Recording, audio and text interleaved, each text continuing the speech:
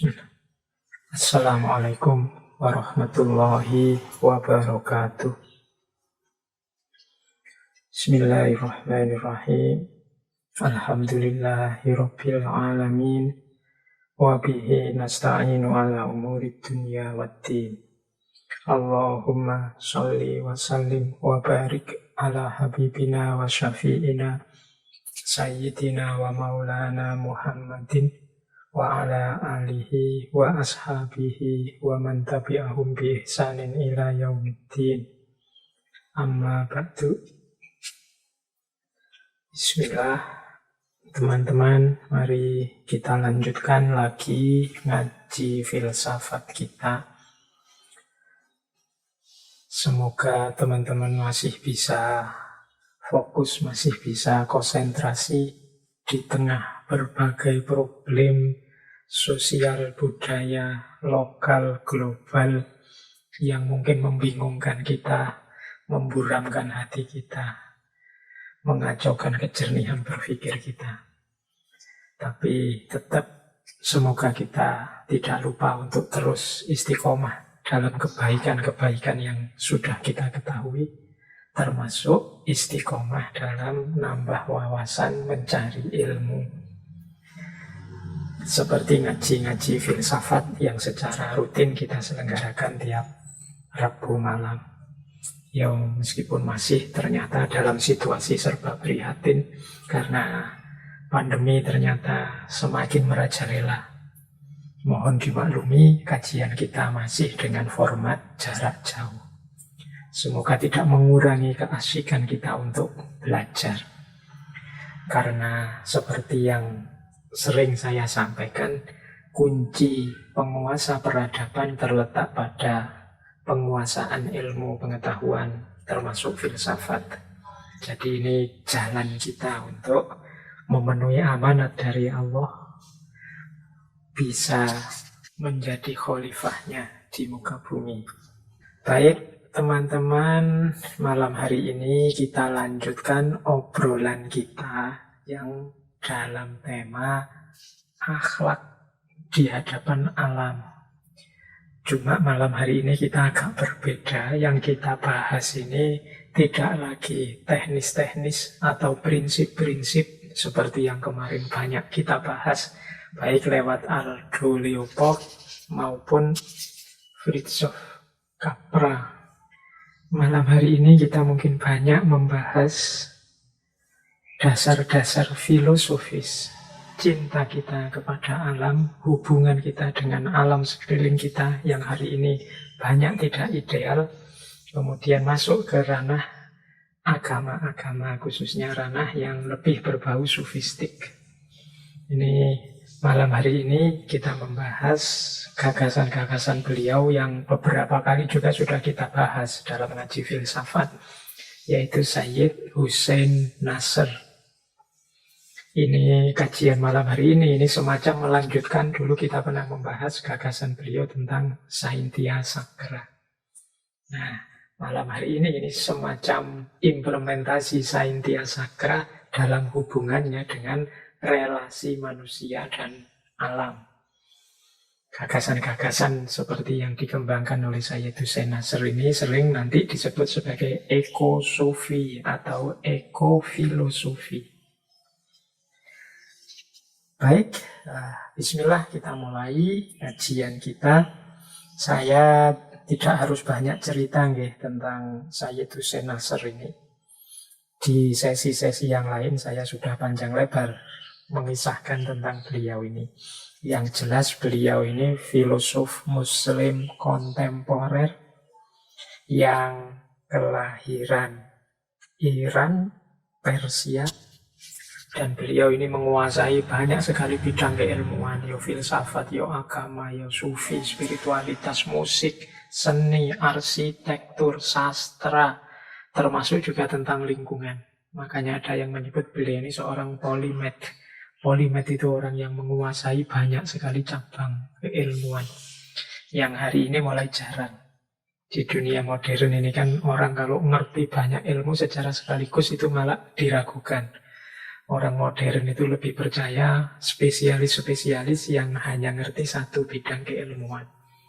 Ya, ini perlu diperdebatkan juga, tapi lain waktu kita bahas tentang kemungkinan seorang polimet. Karena kalau teman-teman belajar sejarah filsafat itu, para filosof awal dulu, termasuk para filosof muslim, itu hampir semua itu tokoh-tokoh yang menguasai banyak sekali bidang keilmuan.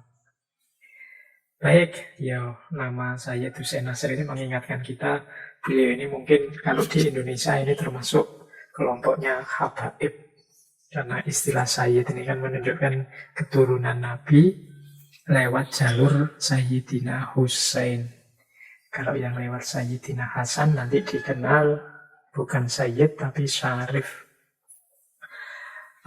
Tapi itu tema yang berbeda. Kapan-kapan kalau ada waktu ya kita membahas filosofi, sebutan filosofi nama, filosofi gelar dalam Islam. Oke, malam hari ini kita langsung fokus pada tema hubungan manusia dengan alam di level filosofis, sufistik, tradisional, sebagaimana bidang keilmuannya Sayyid Hussein Nasr. Ini menarik, sebelum kita membahas itu ya, saya membaca-baca bukunya Sayyid Hussein Nasr itu, menemukan satu kalimat menarik, satu quotes menarik dari buku yang judulnya Islam in the Modern World. Ini menurut saya jawaban dari kemarin-kemarin, kan ada itu banyak pertanyaan tentang filsafat, apa boleh diajarkan bagi umat Islam, bagi para mahasiswa, mungkin bagi siswa-siswa muslim. Itu di buku Islam in Modern World itu saya Hussein Nasr jawab begini. The question therefore is not whether one should teach philosophy to Muslim students, but rather what kinds of philosophy should be taught and how the subject should be approached. Kata Sayyid Hussein Nasr, pertanyaannya itu, oleh karena itu bukan kok bertanya apakah filsafat itu boleh atau harus diajarkan pada murid-murid mahasiswa-mahasiswa muslim. Pertanyaan seperti ini mungkin khawatirnya kalau kamu tanya apa filsafat harus diajarkan atau tidak, itu bisa ditertawakan secara akademis karena filsafat itu memang sangat luas. Nah, kata Nasr, rather yang lebih baik ditanyakan adalah what kind of philosophy. Filsafat jenis apa? Atau filsafat apa saja yang harus kita ajarkan pada anak-anak didik kita. Dan bagaimana, how the subject should be approached. Bagaimana filsafat ini sebagai subjek kajian harus didekati. Jadi pertanyaan apakah filsafat harus diajarkan pada murid, pada siswa, pada mahasiswa, ini kalau versinya Sayyid Hussein Nasr sudah tidak relevan lagi. Pastilah setiap akademisi intelektual membutuhkan filsafat untuk bisa berpikir lurus, luas, dan mendalam. Problemnya yang lebih tepat ditanyakan itu adalah filsafat jenis apa saja sih yang harus kita ajarkan pada anak-anak kita. Dan cara mengajarkan filsafat yang bagaimana. Ini lebih penting. Sering saya bilang filsafat itu kan macam-macam isinya. Yang sangat religius banyak, yang bisa mendekatkan kita pada agama, semakin menyadarkan kita tentang hadirnya Allah dalam hidup kita, itu juga banyak. Meskipun beberapa juga ada yang negatif. Maka membahasnya kalau ingin elegan itu pertanyaannya adalah filsafat jenis apa sih yang harus kita ajarkan ke anak-anak kita. Atau cara mengajar filsafat yang seperti apa. Sehingga umat Islam ini tidak terbelakang lagi. Nah, ini mungkin jawab beberapa kegelisahan yang kemarin muncul. Ini versinya Sayyid Hussein Nasr. Boleh dicari bukunya Islam in the Modern World. Ini buku ini menarik karena judul lengkapnya begini, Islam in the Modern World, Challenged by the West, Threatened by the Fundamentalism, Keeping Faith with Tradition. Jadi Islam di dunia modern itu problemnya 3. Yang pertama, tantangan dari dunia barat. Yang kedua, ancaman dari fundamentalisme. Dan yang ketiga, bagaimana kita tetap menjaga tradisi kita sendiri. Oke, teman-teman yang tertarik boleh dicari buku ini. Kelihatannya ya e-book gratisnya ada. Nah, kemudian saya juga membaca ada buku yang lain dari Seydou Sennacer yang judulnya In Search of the Sacred, mencari kesucian. A Conversation with Syed Hussein Nasr on His Life and Thought. Ini buku hasil semacam podcast wawancara dengan Syed Hussein Nasr. Ini saya bawa juga sebelum kita masuk ke tema utama ya. Mungkin teman-teman tertarik. Jadi di buku itu beliau menyinggung kita, Indonesia dan juga Malaysia. Ada kata-kata menarik yang saya potong dari buku In Search of the Sacred ini. It is very interesting to note that in countries such as Indonesia and Malaysia, which had never been a center for Islamic philosophy, there are no many gifted young philosophers, scholars, and teachers who teach Islamic philosophy from the point of view of the Islamic metaphysical and philosophical tradition, which was something unheard of in modern universities in the Islamic world a few decades ago. Jadi kata Syed Hussein Nasr sangat menarik untuk dicatat bahwa di negara-negara seperti Indonesia dan Malaysia yang belum pernah menjadi pusat kajian filsafat Islam, karena kita kenalnya ya pusat-pusat filsafat Islam itu kan dulu Baghdad, Persia, Turki mungkin, Mesir mungkin, itu kan yang kita dengar itu. Kata Syed Hussein Nasr menarik belakangan di negara seperti Indonesia dan Malaysia ini, there are no many gifted young philosophers. Hari-hari ini banyak muncul anak-anak muda berbakat, para filosof-filosof muda, intelektual, para ulama, para guru yang mengajarkan filsafat Islam from the point of view of the Islamic metaphysical and philosophical tradition, dari sudut pandang tradisi metafisik dan filosofis Islam, which was something unheard of, yang seperti ini belum pernah kedengaran in modern universities, di universitas-universitas modern di dunia Islam beberapa dekade yang lalu. Jadi hari ini ada fenomena, kalau bahasa ilmiah itu the rise of education, melonjaknya kesadaran pendidikan termasuk filsafat, khususnya yang disinggung oleh Syed Hussein Nasr ini di Indonesia dan Malaysia. Banyak muncul orang-orang pintar, anak-anak muda penggemar filsafat, para ilmuwan yang mengajarkan filsafat dari sudut pandang tradisi kefilsafatan Islam itu sendiri. Nah ini mungkin bahasa Jawa ini bombong kita. Jadi membesarkan hati kita. Yuk kita jangan ragu-ragu lagi untuk menggali khazanah-khazanah kefilsafatan, khususnya khazanah-khazanah dari tradisi keilmuan, tradisi kefilsafatan kita sendiri. Kita sendiri itu berarti ya tradisi Muslim, Indonesia, sesuai konteks budaya kita masing-masing yang hakikatnya sangat kaya dengan kebijaksanaan, kearifan. Baik, wah ini saya lebih banyak ngomong improve-nya ya. Tapi ini mungkin menarik bagi teman-teman yang kemarin bertanya-tanya tentang kajian filsafat. Tapi jangan lupa ya, jangan terlalu GR yang ngaji filsafat, karena buku ini diterbitkan versi bahasa Inggrisnya tahun 2010. Berarti yang dilihat bukan kita. Jadi yang ngaji filsafat mungkin melanjutkan ini saja. Yang dilihat oleh Syed Hussein Nasr berarti 2010 ke belakang. 2010 ke belakang, bukan kita. Ya kita kalau dibahas hari ini mungkin antara lain ada contoh anak-anak muda yang hari ini semangat belajar filsafat, misalnya melalui ngaji filsafat, itu kalau hari ini. Tapi ini kan tahun 2010. Semoga gairah semangat ini tidak padam, karena memang dulu banyak orang berharap, zaman saya mahasiswa dulu isu ini sudah muncul bahwa kebangkitan Islam itu akan dimulai dari Indonesia. Dengan melihat kultur, cara beragama, mentalitas orang Indonesia saat itu. Meskipun hari ini banyak isu-isu sebaliknya. justru kita mengalami sedikit degradasi. Karena hari ini ada isu Indonesia itu growing intolerance. Semakin tidak toleran. Berarti semakin tidak toleran itu menunjukkan kita semakin tidak terbuka. Ya susah kita bisa berkembang kalau kita tidak terbuka. Baik, teman-teman, mari kita mulai tema eko-filosofi malam hari ini. Jadi kata-kata eko itu sama seperti kemarin kita membahas tentang ekoliterasi. Eko itu artinya rumah tangga.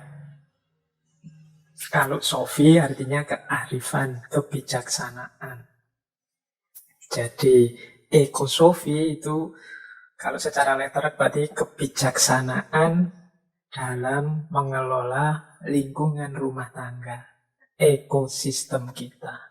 Yang ekosistem ini isinya tidak hanya manusianya, tapi seperti kemarin kita jelaskan di sesi sebelumnya, ya segala yang ada di lingkungan kita, baik yang hidup maupun tidak hidup.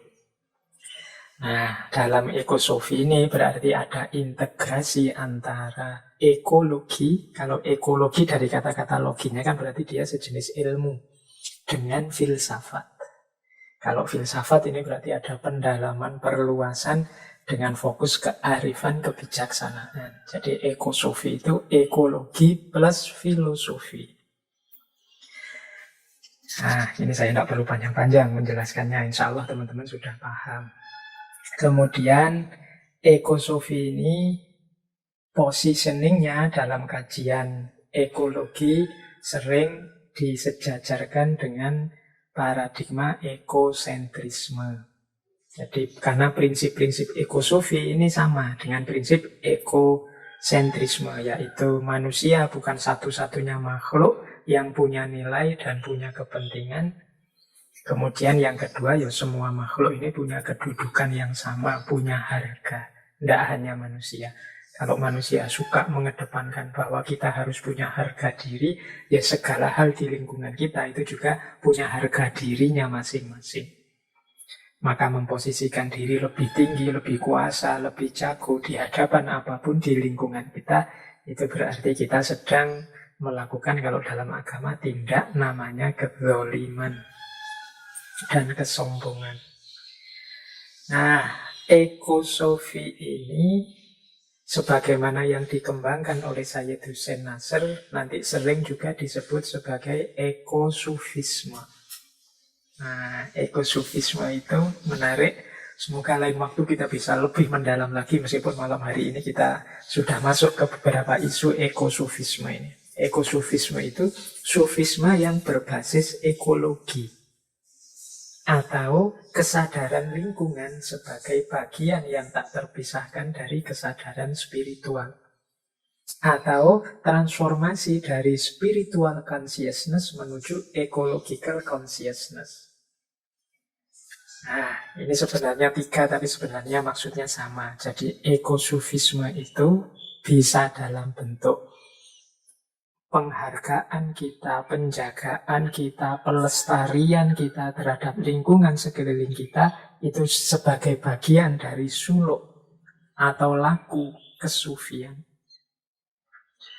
Atau juga kesadaran spiritual kita.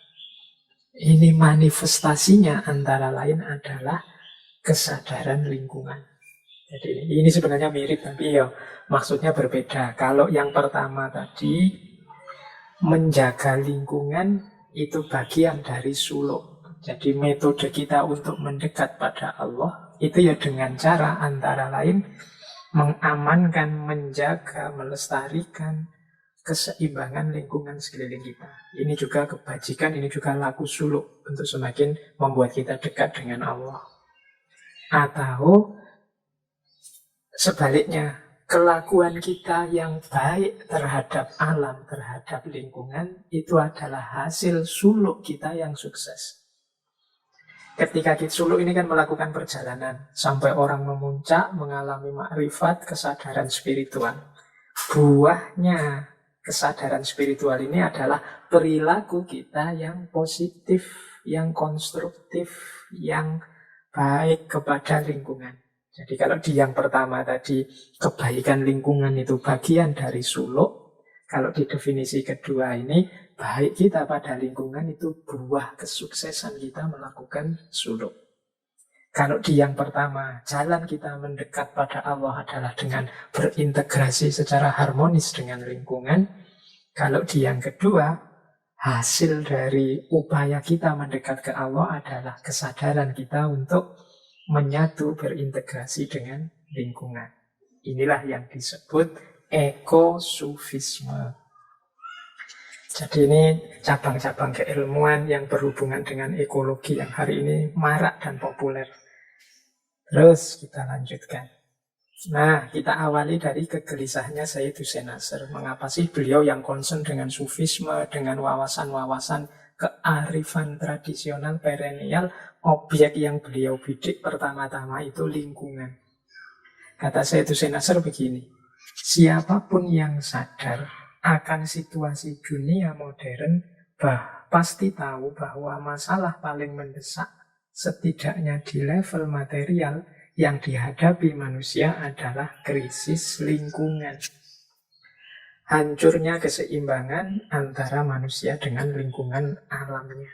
Jadi ya problem utama manusia hari ini krisis lingkungan. Meskipun manusianya sendiri kadang-kadang tidak sadar hal ini. Manusia itu kan agak egois. Selalu yang dipikir problemnya sendiri. Tujuan-tujuannya sendiri, target-target jangka pendeknya sendiri. Nah, padahal ini lanjutannya kata saya itu Nasr, Islam dan ilmu-ilmunya membawa pesan yang sangat penting dan tepat yang dapat membantu memecahkan sejauh mungkin tantangan besar dunia ini secara keseluruhan.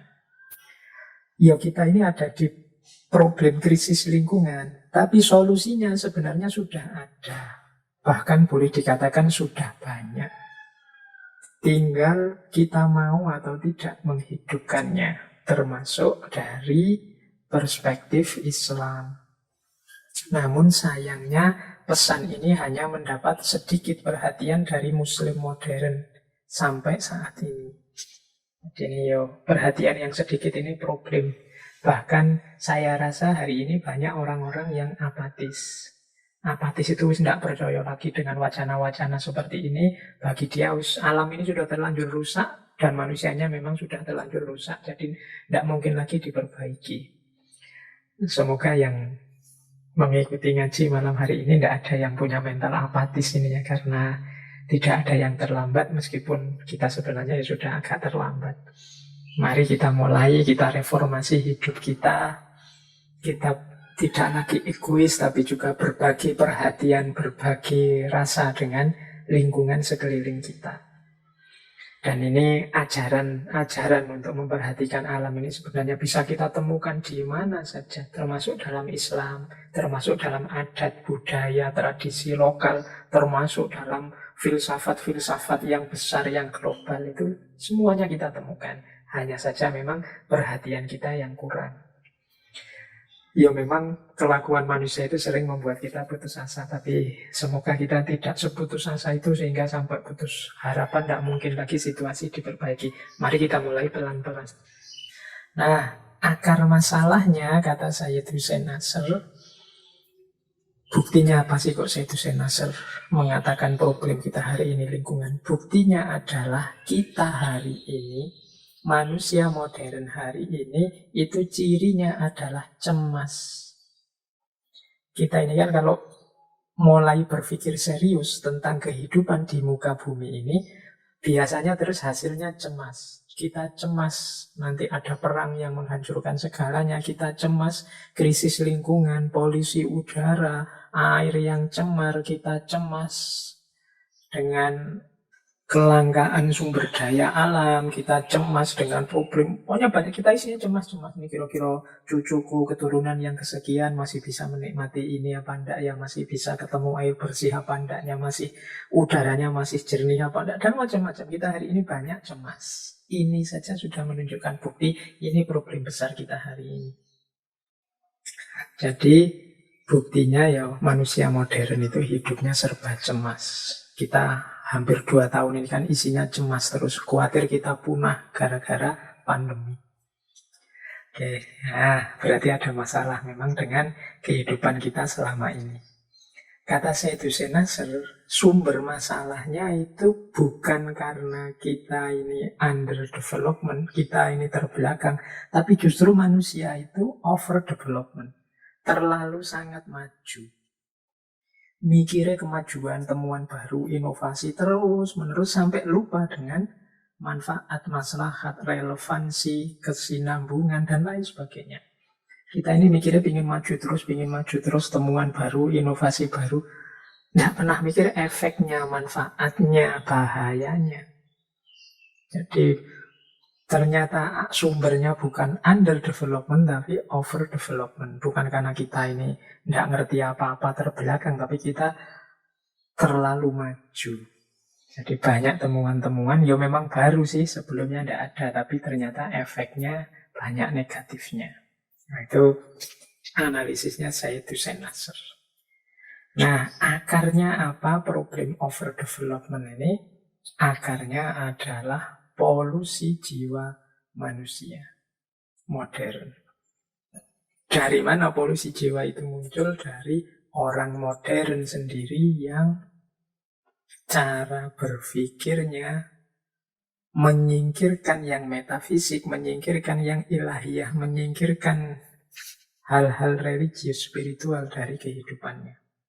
Kata Sayyidina Nasr, manusia modern mencoba hidup dengan roti semata, membunuh Tuhan, anti akhirat, desakralisasi alam untuk dieksploitasi secara membabi buta dan penuh kesewenang-wenangan. Ini kita sudah bolak-balik mendengar kalimat-kalimat ini. Bagaimana orang-orang manusia merasa dirinya lah yang paling mampu, yang paling kuasa mengatasi segalanya, melupakan Tuhannya. Alam diposisikan hanya sebagai pelayannya. Kalau menggunakan kalimatnya Sayyidina Nasr, in traditional societies, nature was seen as one's wife, but the modern West turned it into a prostitute. Dalam masyarakat tradisional, alam semesta dipandang sebagai istri. Ya kan? Istri itu kan dibersamai, dibahagiakan, dinikmatkan, kemudian menikmati hidup bersama-sama, itu kan istri. But the modern West, tetapi orang-orang Barat modern, turn it into a prostitute. Mengubahnya menjadi seorang prostitut. Seorang wanita nakal. Kalau wanita nakal itu kan ya dinikmati sesaat terus ditinggal, dinikmati ditinggal. Jadi tidak dipedulikan nasibnya, kehidupannya, kebaikannya. Pokoknya orang hanya mengejar nikmatnya sendiri. Persis seperti itulah sikap kita terhadap alam selama ini. Padahal nenek-nenek kita, kakek-kakek kita dulu mencontohkan cara hidup yang berpasangan seperti suami istri dengan alam. Tapi orang-orang modern membaliknya, kita memposisikan alam seperti seorang prostitut. Kita hanya ingin menindas, mencari kenikmatan kita sendiri tanpa memikirkan nasibnya. Nah, ini akar masalah problem ini. Saya sudah kelihatannya menjelaskan panjang lebar ketika kita membahas tentang Saintia Sacra. Jadi kita tidak harus berlama-lama membahas ini. Berarti secara problematik manusia itu punya problem mental dan cara berpikir yang salah di hadapan alam. Manusia overdevelopment, kemudian menyisihkan dimensi-dimensi spiritual ilahiyah dari kehidupannya. Kemudian merasa bisa, merasa mampu hidup sendiri tanpa dukungan yang selainnya, baik itu alam maupun Tuhan. Ini yang disebut antroposentris. Dan memposisikan alam sebagai seorang prostitut, bukan sebagai wife. Ini akar-akar masalahnya. Inilah nanti sehingga Sayyidina Nasr menyimpulkan orang modern itu bukan filosofia tapi misosofia. Orang modern itu bukan orang-orang yang cinta kebijaksanaan, tapi orang-orang yang benci kebijaksanaan. Kata Sayyidina Nasr, hanya saja di barat berkembang filsafat yang tidak lagi cinta akan kebijaksanaan, tetapi menyangkal kebijaksanaan sebagai bentuk pengetahuan yang sah. Hasilnya adalah kebencian terhadap kebijaksanaan, yang seharusnya lebih tepat disebut misosofi. Secara harafiah berarti kebencian terhadap sofia, kebijaksanaan.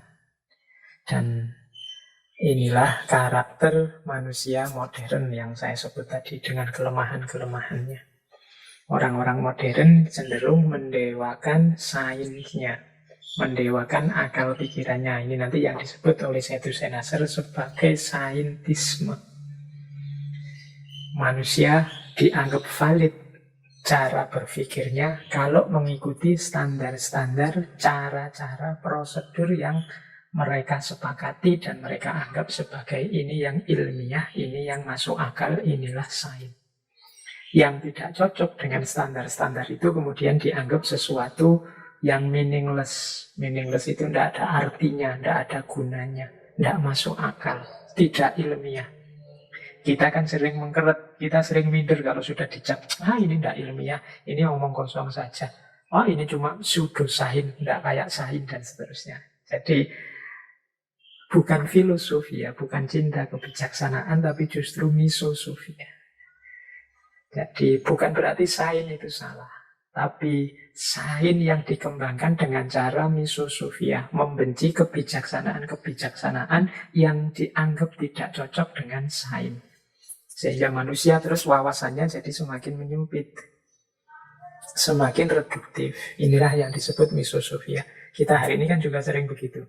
Kita khawatir gagasan-gagasan kita tidak ilmiahkan, disingkirkan, dianggap sebagai sesuatu yang tidak masuk akal, tidak relevan untuk dipakai. Hanya karena standar cara berpikir kita beda dengan standar cara berpikir mereka. Ini yang sering disebut sebagai misosofia. Nah, sekarang kita masuk ke isu lingkungan. Mengapa sih kok manusia modern itu sampai segitunya pada alam, sampai serepresif itu dalam menguras potensi sumber daya alam tanpa mempertimbangkan keberlangsungan jangka panjang. Tidak hanya merusak alam, tapi juga membunuh dirinya sendiri. Kalau menurut Seydoux Nasr, semua itu berawal dari manusia modern yang anti-metafisika, kemudian meminggirkan Tuhan dari lingkungannya. Tadi kan mulai minggu-minggu kemarin kita definisikan ekosistem itu keluarga lingkungan kita. Semua yang ada di dalamnya adalah keluarga kita. Nah, manusia modern, ya kita sebut saja manusia modern tertentu lah, atau manusia modern sebagian besar lah dulu di awal modern, biar tidak ada yang tersinggung. Khawatirnya teman-teman, saya juga modern Pak, saya tidak begitu. Kadang-kadang teman-teman cara menanggapinya kan begitu. Tidak, maksudnya secara umum manusia modern itu, kenapa dia sampai senekat itu, sekejam itu, tidak peduli itu pada alam, karena mereka meminggirkan Tuhan sebagai bagian dari ekosistemnya.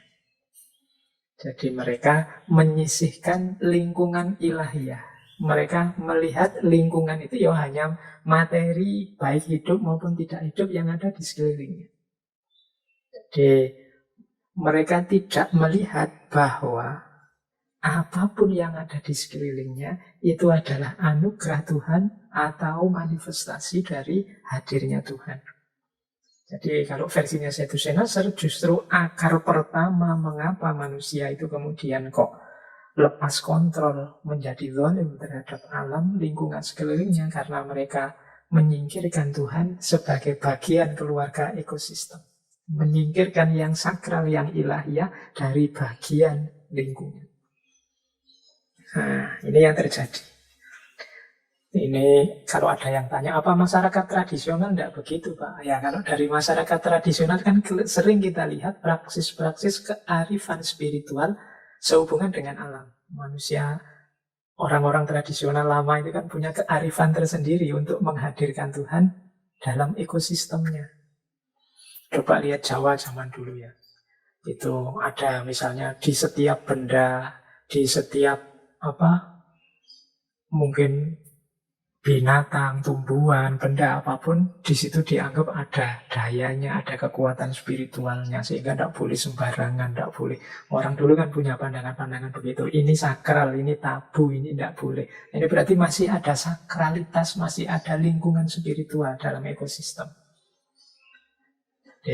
Kesadaran ini yang hilang di dunia modern, karena orang modern hanya lihat kelihatannya saja, tampaknya saja, materinya saja. Jadi lihat rumput, ya rumput. Lupa bahwa rumput itu salah satu makhluknya Allah yang juga merupakan bagian dari ciptaannya, yang juga menunjukkan kebesarannya. Bagi kita rumput, ya rumput. Dia harus disingkirkan kalau mengganggu. Tanpa berpikir panjang, kalau sama sekali tidak ada rumput di lingkungan kita, kira-kira ekosistem mana lagi yang terancam keberadaannya. Inilah problem yang dihadapi oleh manusia modern karena mereka sendiri lupa untuk menghadirkan Tuhan. Atau mereka sendiri secara sengaja membuang Tuhan dari lingkungan ekosistemnya. Nah, jadi ternyata akar utamanya di situ. Akar yang pertama. Yang kedua, mengapa sih manusia modern itu kok sampai tadi ya istilah saya, sezolim itu terhadap alam, lingkungan sekeliling? Alasan kedua adalah ya memang mode hidupnya manusia modern itu mode hidup yang tidak dalam. Kehilangan aspek spiritual, filosofis, religius dalam kehidupannya. Sayyidus Nasr menyatakan begini, the environmental crisis has deep spiritual, philosophical, and religious roots and causes. It is not merely the result of bad engineering. Krisis-krisis lingkungan yang sekarang terjadi itu punya akar yang dalam dan sebab yang dalam. Dalam aspek spiritual, filosofis maupun religius. Tidak hanya buah dari teknologi yang jelek. Jadi kok banyak muncul teknologi-teknologi yang merusak ya. Kok banyak muncul kemajuan-kemajuan tapi pada akhirnya blunder, menjatuhkan manusia dan kemanusiaan. Itu karena memang sejak awal ada masalah dengan filosofi hidupnya, cara memandang lingkungan sekelilingnya, kemudian sikapnya terhadap hal-hal yang spiritual dan religius. Nah ini asumsinya, hipotesisnya Sayyidus Nasr, cara berpikirnya sudah salah sejak awal.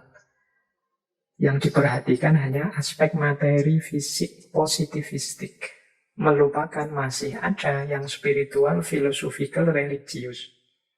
Kalau pakai bahasa Arab ya orang modern itu hanya fokus pada alamus syahadah, alam fisik, melupakan yang metafisik, alamul ghaib. Ini kalau saya bilang alamul ghaib, ya tidak harus kemudian definisinya jin, setan, pocong. Alamul ghaib itu metafisik, termasuk akhlak, spiritualitas, kemudian dunia keagamaan. Ini kan dunia-dunia yang tidak material sifatnya. Sementara orang modern fokus hanya pada material. Jadi kunci pertama ternyata orangnya. Maka memperbaiki ekosistem yang rusak ini, ya pertama-tama harus diperbaiki paradigma berpikir manusianya. Karena disitulah akarnya. Sayyidus Nasr menyindir kita begini. Yang mengenaskan, kata Sayyidus Nasr, hari ini ada sejumlah muslim yang berpikir bahwa semua solusi dapat ditemukan hanya dengan tindakan di luar diri mereka. Mereka tidak perlu melakukan apapun di dalam diri mereka sendiri. Ini adalah ide yang sangat barat, modern, ide barat, di mana Anda mencoba memperbaiki dunia tanpa memperbaiki diri sendiri. Ya, baik. Jadi ini sindiran pada kita. Banyak di antara kita, ya cara berpikirnya ternyata sama seperti Barat, padahal kita punya khazanah berpikir yang luar biasa untuk menyikapi lingkungan. Apa sih yang dimaksud Barat tadi oleh Sayyidus Nasr? Cara berpikir yang di luar diri. Jadi kalau ada masalah, ya dicari ad hoc, dicari solusinya di luar diri. Kita ini kan selalu keluar. Bahkan kalau ada masalah pun, kadang-kadang kita enggan membaca diri, malah mencari kambing hitam, menyalahkan apa saja di luar lingkungan kita. Kenapa kok pandemi tidak selesai-selesai? Itu sebagian besar kita menunjuk keluar. Entah itu musim lah, alamnya disalahkan lah, orang lain disalahkan, pemerintah disalahkan, tetangganya sendiri disalahkan, masyarakatnya disalahkan. Semua menunjuk keluar. Kata Nasr, gaya seperti ini itu gaya barat. Karena gaya barat itu terkenal dengan positivistiknya, melihat sesuatu hanya pada aspek materi, hanya pada aspek rasionalitas instrumentalnya. Kalau katanya Nasr, gaya kita itu kalau ada masalah pertama-tama membereskan yang di dalam diri dulu. Jangan sampai kita lupa bahwa bisa jadi problem yang muncul di sekeliling kita itu muncul karena ada andil kita di situ. Jadi kita tidak sadar bahwa kita ini mungkin part of the problem. Kita ini bagian dari masalah. Oleh karena itu, pertama-tama kalau ada masalah, ayo kita introspeksi dulu, melihat dalam diri kita sendiri dulu. Jangan sampai kita sudah marah-marah kemana-mana, mengkambing hitamkan apapun atau siapapun, ternyata kita juga andil dalam lahirnya problem-problem peradaban manusia hari ini. Nah, ini kalimat dari Nasr ini secara langsung menyindir kita bahwa banyak loh meskipun ini umat Islam yang cara berpikirnya seperti itu. Jadi gayanya seperti orang yang dikritik. Kita kan sering mengkritik Barat sebagai sumber kerusakan lingkungan sumber. Sehingga lingkungan sekeliling kita ini banyak rusak. Tapi coba kita sendiri berpikir, jangan-jangan kita juga ikut andil di situ. Ikut andil melahirkan kerusakan-kerusakan di sekeliling kita, entah kita sadari atau tidak. Nah, ini saya tertarik ada satu kalimat dari Syed Hussein Nasr dari buku Young Muslim's Guide to the Modern World. Kata Nasr begini, para cendekiawan muslim harus mempelajari seluruh sejarah ilmu periode Islam secara lengkap dan tidak hanya bab dan periode yang dianggap mempengaruhi ilmu pengetahuan Barat. Para cendekiawan muslim juga harus mempresentasikan tradisi sains Islam dari sudut pandang Islam itu sendiri dan bukan dari sudut pandang saintisme, rasionalisme, dan positivisme yang mendominasi sejarah sains di Barat sejak berdirinya Islam. Disiplin ini muncul pada awal abad ke-20 di Eropa dan Amerika. Jadi maksudnya Syed Hussein Nasr itu, kita ini menggali lagi khazanah-khazanah keilmuan Islam. Jangan hanya dipotong pada bagian tertentu. Kita ini kalau saya bilang kejayaan keilmuan Islam atau khazanah keilmuan Islam itu kan bayangannya biasanya pada masa keemasan zaman Abbasiyah ketika sains di dunia Islam berkembang pesat, kemudian sains inilah yang diwarisi dan dilanjutkan oleh Barat. Kita selalu melihat ke situ, zaman kejayaan itu. Bab yang kita anggap inilah nanti yang dilanjutkan oleh Barat dengan sainsnya. Kata Syed Hussein Nasr, kita baca semua sejarah intelektual Islam. Biar kita tidak terjebak di bagian sejarah yang itu saja. Mengapa jangan terjebak di situ? Bagian sejarah yang kita sebut era keemasan itu hanya babak tertentu dengan gaya tertentu keilmuan dalam Islam. Yang ini memang nanti dilanjutkan oleh Barat. Di dunia Islam masih sangat kaya dengan gaya berpikir, dengan gaya keilmuan. Yang tidak hanya gaya saintifik seperti sains modern itu.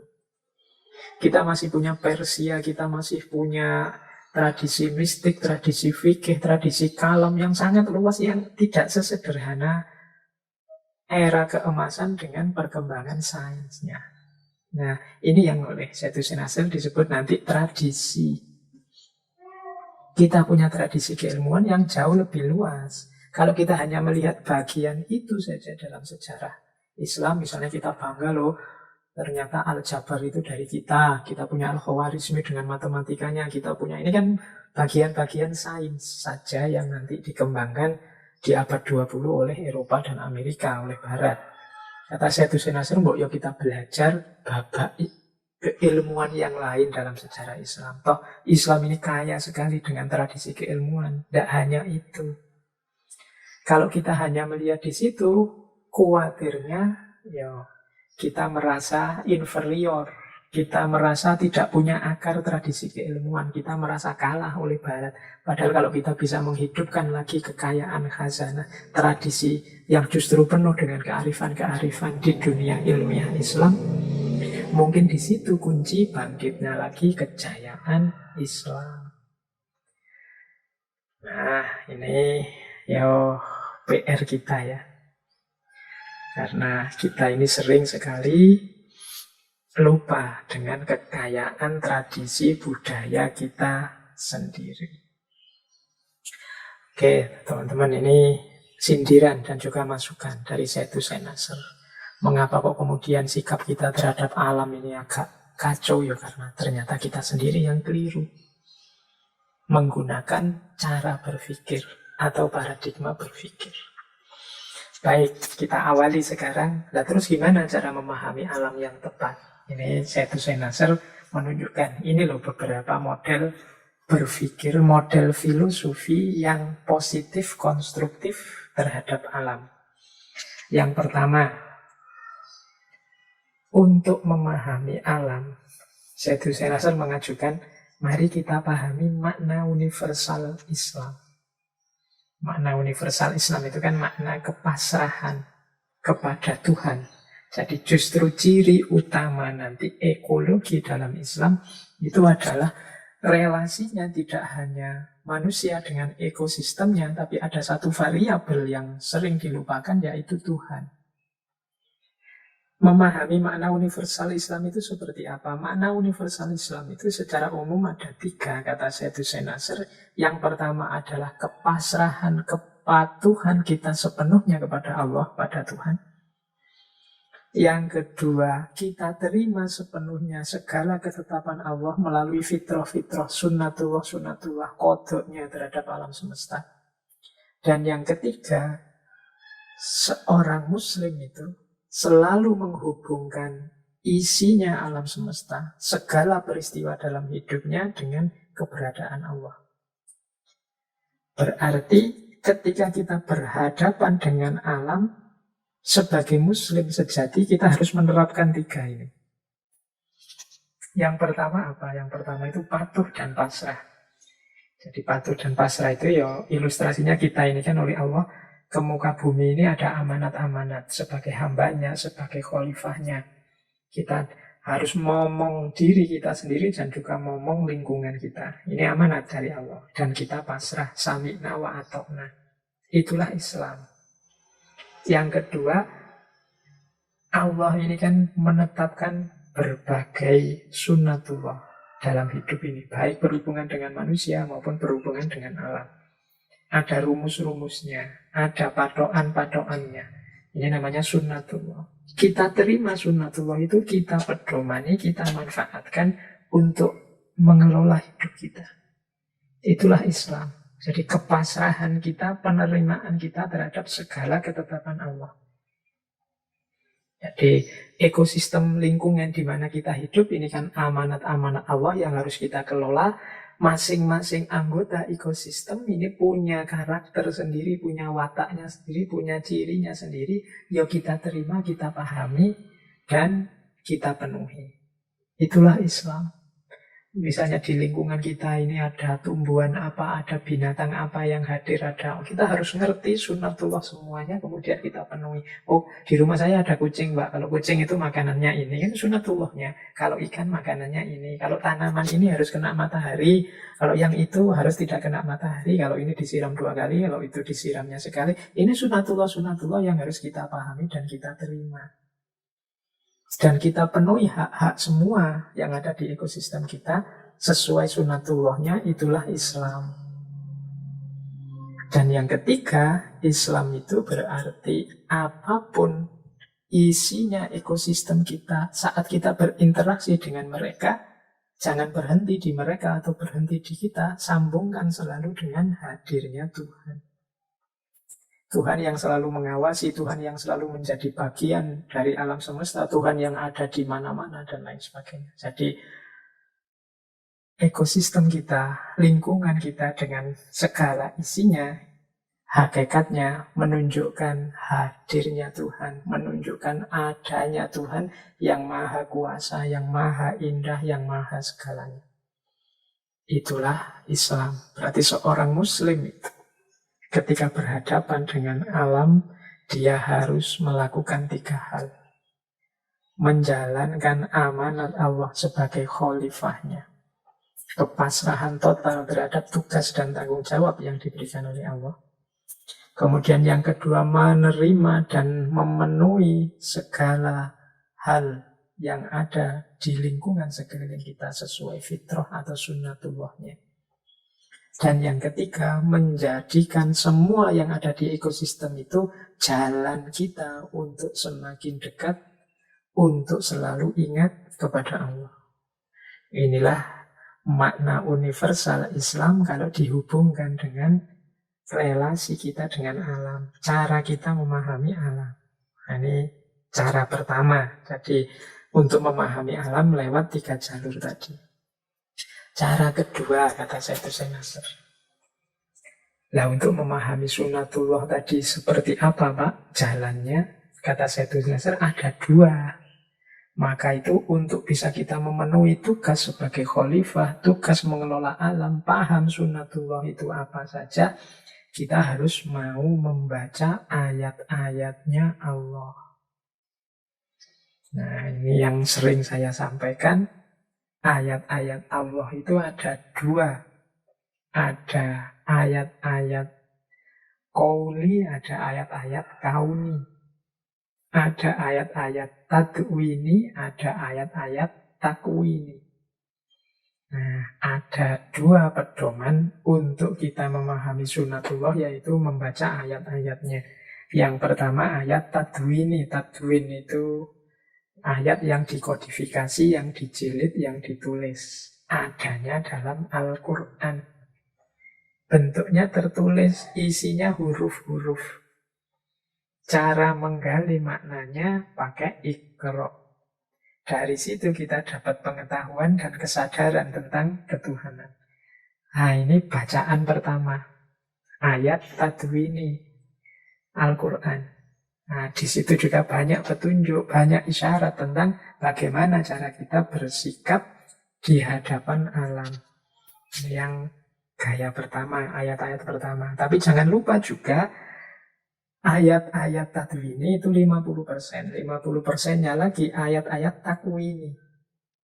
Ayat-ayat takwini itu alam semesta. Kalau Al-Quran tertulis, kalau alam semesta ini tergelar. Kalau bahasanya Al-Quran itu kita disuruh membaca ayat takwini itu misalnya di surat Al-Ghoshiyah itu kan. Afala yanzuruna ilal ibili kaifa khuliqat wa ilas samai kaifa rufi'at wa ila ardi kaifa sutihat wa ilal jibali kaifa nusibat. Ini membaca alam. Coba kamu baca mengapa gunung itu, bagaimana dia dipanjangkan, bagaimana bumi digelarkan, bagaimana langit ditinggikan. Ini membaca ayat-ayat alam. Dari situ kita paham mekanisme alam yang disebut sunnatullah tadi. Ayat-ayat takwini isinya maujudat. Maujudat itu realitas alam semesta. Metodenya sama, Iqra, tapi Iqra-nya berbeda. Yang satu Iqra membaca huruf-huruf, yang satu Iqra membaca realitas. Makanya ulama itu tidak hanya orang yang ngerti agama, tapi orang yang ngerti sains, ngerti alam semesta, memahami realitas, itu bisa juga disebut ulama. Orang yang berilmu. Ada yang ahli ayat-ayat tadwini, ada yang ahli ayat-ayat takwini. Dua-duanya ulama. Dan kita butuh untuk memahami dua-duanya. Dalam rangka apa? Menambah wawasan kita dan kesadaran ketuhanan. Mengapa sih kok selalu butuh kesadaran ketuhanan? Ya karena hidup kita ini innalillahi wa ilaihi roji'un. Arahnya tetap orientasinya harus Tuhan. alam semesta sekeliling kita itu amanat dari Allah untuk kita kelola sehingga Allah ridho pada kita dan kita semakin dekat padanya. Jadi cara membaca alam yang kedua pakai metode ayat-ayat tadwini dan takwini untuk kita memahami sunnatullah. Baik, kita lanjutkan ke gagasan-gagasan intinya sehubungan dengan alam. Nah, dari beberapa asumsi di atas, nanti Sayyid Hussein Nasr menyimpulkan perlunya kita memahami alam sebagai teofani. Oke, ambil nafas sebentar ya. Kasihan ini teman-teman, dibombardir materi-materi dari Sayyid Hussein Nasr. Semoga tidak bingung. Nanti kalau bingung ya diulangi lagi. Nggak ada yang maksa. Dan tidak ada ujiannya, pelan-pelan. Tidak harus 100% paham dan bermanfaat. Mungkin hanya paham 10-20%. Sedikit-sedikit sudah bisa membawa kita, mengantarkan kita untuk hidup lebih baik. Karena tema-tema ini tema-tema yang seperti saya bilang dulu eksistensial, menyangkut sukses tidaknya misi hidup kita di muka bumi. Bahkan tidak hanya misi hidup, tapi juga kenyamanan hidup di muka bumi, kesejahteraan hidup di muka bumi. Yang ini menjadi parameter besok kita selamat atau tidak di akhirat. Baik, kita lanjutkan. Semoga sudah siap. Kita lanjut lagi. Sudah minum-minum, sudah santai-santai sebentar. Nah, memahami alam sebagai teofani, menurut Sayyid Hussein Nasr itu kita harus senantiasa sadar menyadari hadirnya Tuhan dalam alam semesta dan segala bentuknya. Dan kata Sayyid Hussein Nasr, menyadari hadirnya Tuhan di tengah alam semesta, inilah nanti bagian dari kesadaran tauhid. Kalau dalam kita bertauhid itu kan esensi segala hal itu kan Allah. Secara keseluruhan alam semesta ini yang merupakan ciptaannya Allah, sekaligus juga dia manifestasi dari sifat-sifatnya Allah. Termasuk manusia. Dalam apapun yang ada di sekeliling kita, kita bisa membaca hadirnya Allah. Baik dalam hal jalaliyahnya maupun dalam hal jamaliyahnya. Jalaliyah itu kekuasaan, keagungannya. Jamaliyah itu keindahannya. Begitu kita melihat gunung yang hijau, yang indah, mungkin kita pas sedang naik gunung, di situ kita sedang menikmati gunung dalam aspek jamaliyahnya, keindahannya. Terus kita bilang subhanallah, betapa indahnya ciptaannya Allah. Ini berarti kita bisa merasakan hadirnya Allah di tengah alam semesta. Kadang-kadang juga terus gunungnya meletus. Betapa mengerikan letusan itu dengan wedus gembelnya, dengan aliran laharnya. Kita bilang Allahu Akbar, betapa maha kuasanya Allah. Ini saat itu gunung itu sedang menampakkan jalaliyahnya Allah, kebesarannya Allah, keagungannya Allah.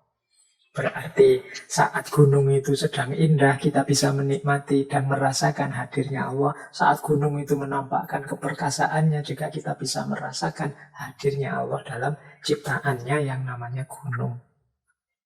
Inilah yang disebut teofani. Jadi merasakan hadirnya Tuhan dalam segala sesuatu. Melihat apapun.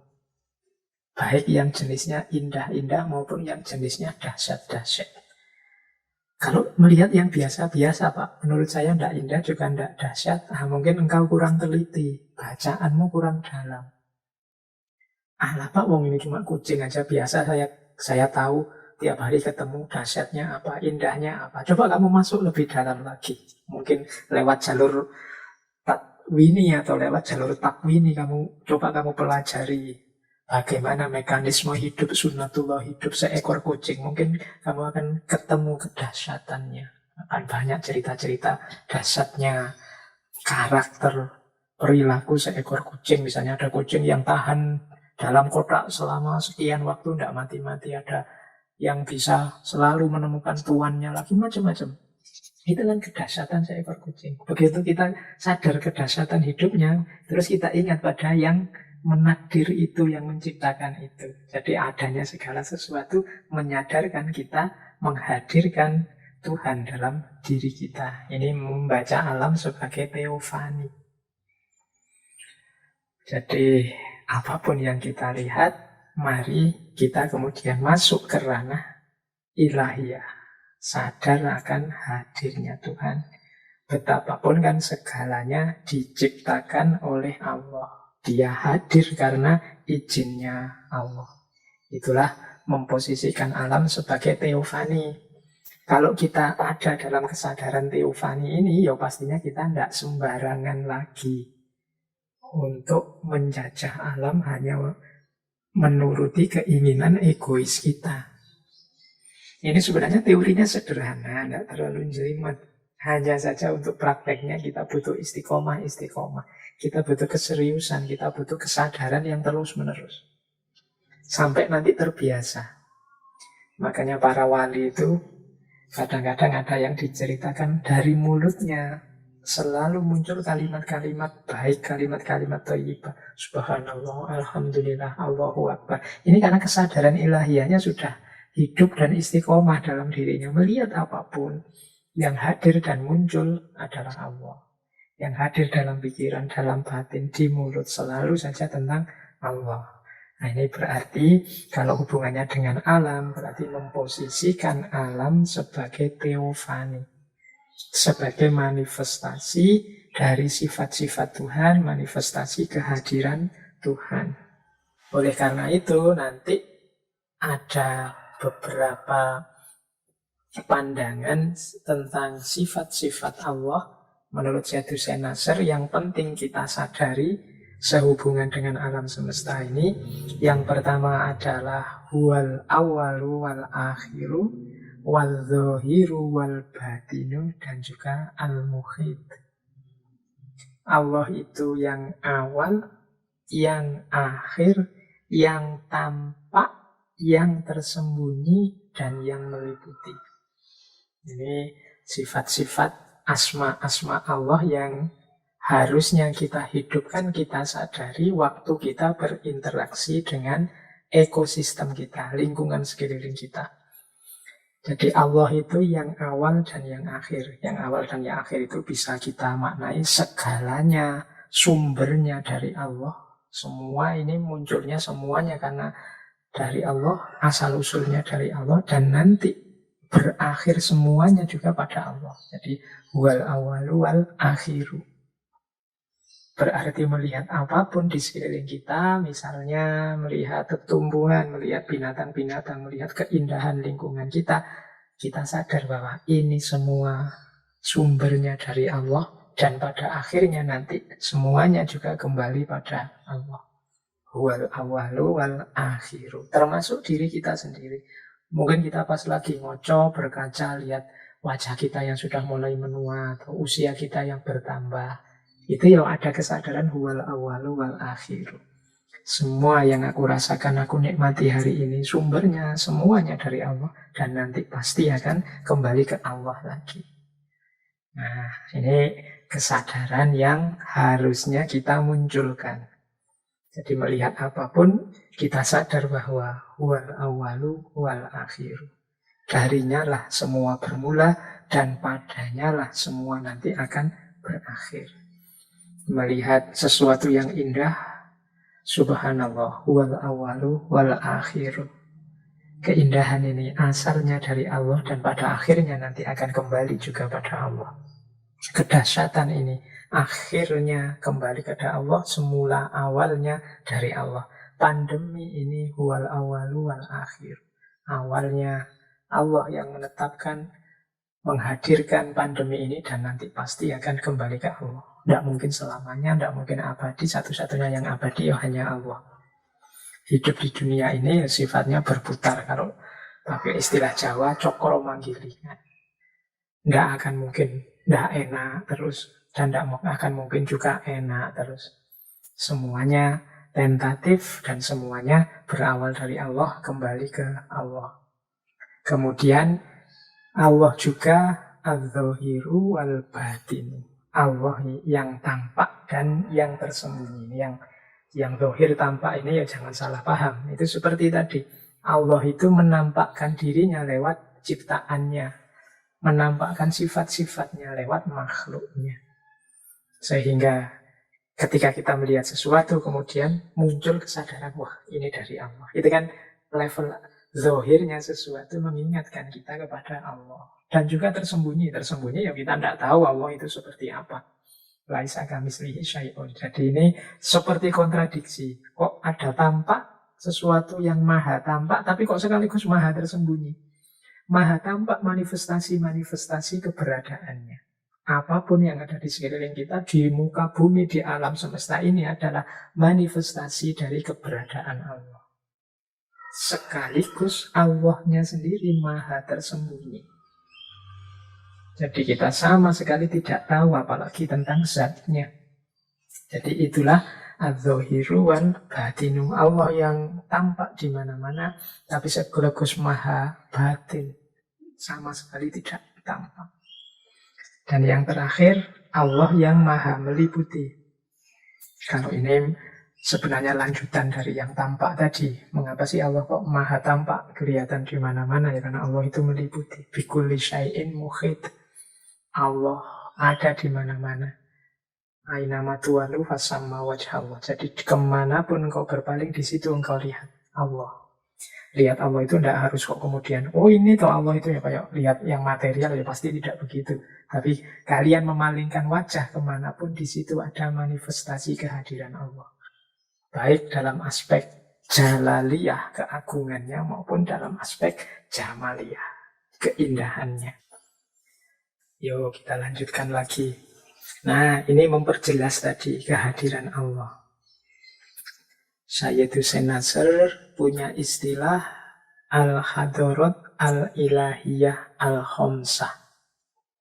Al-Hadarat Al-Ilahiyah Al-Khomsah ini kehadiran ilahiyah yang 5. Jadi keberadaan Allah itu ada di 5 level. Baik dalam mikrokosmos, berarti dalam diri mikrokosmos itu kan manusia, jagat kecil, maupun makrokosmos. Makrokosmos itu jagat besar. Allah yang maha zahir sekaligus maha batin dan dia meliputi segala sesuatu, itu kehadirannya tampak dalam 5 alam. Al-Hadarat Al-Ilahiyah Al-Khomsah. 5 alam itu, 5 level alam itu baik ada di alam yang makrokosmos maupun mikrokosmos. Ini teman-teman kalau istilah-istilah alam ini nanti kalau belajar tasawuf, termasuk tasawuf yang membincang tentang wujudiyah atau martabat 7-nya Allah, mesti ada teori-teori tentang level-level alam ini. Dan setiap sufi kadang-kadang punya istilah dan tingkatan sendiri-sendiri. Kalau di Sayyid Hussein Nasr ini ada 5 level alam. Ada alam hahut. Alam hahut ini Allah di level zatnya, yang tak seorang pun tahu. Ada alam lahut. Alam lahut ini Allah di level sifat-sifatnya dan asma'nya. Ada alam jabarut. Alam jabarut ini alam murni, alam ideal.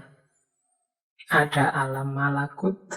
Alam malakut ini kalau manusia ya dimensi mentalnya. Kalau alam yang banyak di cerita-cerita alam goib itu ya alam malakut. Di situ ada roh yang tidak tenang, yang macam-macam, itu alam malakut. Dan yang paling kelihatan alam nasut. Alam nasut itu alam materi. Manusia di level materi, alam nasut. Manusia di level psikis mental, itu alam malakut. Manusia di level kemurnian idealnya, level roh, itu alam jabarut. Nanti ada alam lahut, alam ketuhanan, tapi lahut ini masih makom asma wa sifat. Dan yang paling dalam adalah alam hahut, Allah di levelnya sendiri. Nah, seperti apa kehadiran Allah dalam alam-alam ini? Kalau di makrokosmos itu Allah bikulli syai'in muhit itu berarti Allah meliputi segala sesuatu. Itu adanya di makrokosmos. Makanya yang nomor 1 alam hahut itu layernya paling luar kalau digambar itu. Baru bawahnya alam lahut. Kemudian yang nomor 3 alam jabarut. Yang nomor 4 alam malakut. Dan yang paling akhir alam nasut, alam materi. Jadi Allah meliputi segalanya, baik yang lahut, yang jabarut, yang malakut, yang nasut. Ini kalau untuk alam semesta yang makrokosmos.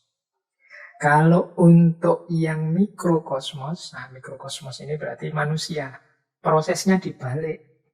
Kalau manusia yang paling luar itu yang nasut, yang materi. Masuk ke dalam sedikit yang malakut, psikis, mental. Masuk ke dalam, lebih dalam lagi alam jabarut, alam ruh, alam ideal, kemurnian dirinya. Kemudian masuk ke alam lahut, alam ketuhanan. Di level asma wa sifat dalam diri manusia. Dan yang paling dalam, paling inti ada alam hahut. Ini pelajaran tasawuf ya, kapan-kapan lah kita perdalam ini. Tapi semoga teman-teman sudah mendapat gambarannya. Inilah tafsiran dari Allahu bikulli syai'in muhit. Allah itu meliputi segala sesuatu, baik makrokosmos maupun mikrokosmos. Di segala sesuatu ada hadirnya Tuhan. Maka kita dituntut untuk senantiasa sadar kehadirannya. Ini kalau pakai istilahnya Al-Quran kan, alladzina yadhkuruna Allaha qiyaman wa qu'udan wa ala junubihim. Jadi orang-orang yang selalu ingat Allah, baik sedang berdiri, sedang duduk maupun berbaring. Mengapa dia selalu ingat Allah? Ya karena melihat apapun dia sadar bahwa segalanya ini adalah manifestasi dari al-hadurat al-ilahiyah, kehadiran Tuhan. Karena semuanya memang awalnya dari Tuhan dan nanti kembali ke Tuhan, dan semuanya merupakan manifestasi penampakan Tuhan di level zahir, meskipun hakikatnya dia adalah batin, dan Allah itu memang bikulli syai'in muhit, meliputi segala sesuatu. Oke, baik, kita lanjutkan yang tadi yang berhubungan dengan Tuhan. Sekarang yang berhubungan dengan manusia. Nanti kita sambungkan dengan alam. Nah, Sayyid Hussein Nasr membagi manusia itu dalam 2 kategori. Ada manusia primordial, ada manusia promotean. Manusia primordial itu manusia yang selalu sadar tentang dirinya, baik sebagai hamba Allah maupun sebagai khalifahnya. Manusia primordial ini kadang juga disebut manusia pontifikal. Manusia pontifikal ini manusia pontifik. Pontifik itu berasal dari bahasa Latin yang artinya jembatan. Pontifikal itu manusialah yang berposisi menjembatani antara dunia ilahiyah dengan dunia materi, alam semesta. Jadi, dan nanti Sayyid Hussein Nasr menyatakan orang yang mampu secara baik menjadi jembatan antara yang ilahiyah dan bumi, berarti dia yang bisa menjalankan tugas sebagai khalifah dengan baik. Inilah namanya insan kamil. Jadi manusia primordial atau manusia pontifik, ini manusia yang sadar hubungannya ke atas dengan Allah dan juga sadar hubungannya ke bawah dengan alam semesta. Dia bertanggung jawab untuk mengabdi pada Allah antara lain dengan cara menjaga dan melestarikan alam. Dialah yang jadi jembatan antara langit dan bumi. Inilah manusia primordial atau manusia pontifikal. Dan manusia yang mampu dengan baik menjalankan tugas inilah yang nanti disebut insan kamil. Ya semoga kita semua termasuk kelompok manusia yang primordial ini. Yang kedua manusia promotean. Nah ini kebalikannya dari manusia primordial. Manusia promotean itu manusia yang mengingkari amanat dan tanggung jawab yang diberikan oleh Allah. Jadi manusia yang ingkar. Dia mengingkari eksistensi dirinya dan melakukan berbagai kerusakan dan manipulasi terhadap alam. Nanti di bukunya Syed Hussein Nasr menjelaskan manusia seperti ini kehilangan makna sakral, terlarut dalam dunia yang mereka ciptakan sendiri. Ini orang-orang yang tadi, yang menyingkirkan wilayah sakralitas, wilayah ilahiyah dalam ekosistemnya. Menganggap ekosistemnya itu ya materi saja, ekosistemnya itu sesuatu yang dia bisa lakukan apa saja dan tidak sakral. Ini namanya manusia promotean. Cirinya banyak ditemukan sejak zaman Renaissance di Barat. Misalnya, kata Syed Hussein Nasr ya, ini paham-paham ini menurut Syed Hussein Nasr mengindikasikan manusia yang jenis promotean, yaitu antroposentrisme. Antroposentrisme itu manusia yang merasa dirinya lah yang paling unggul, pusatnya alam semesta. Materialisme, ini manusia yang hanya melihat level dunia materi, level dunia fisik yang paling bawah.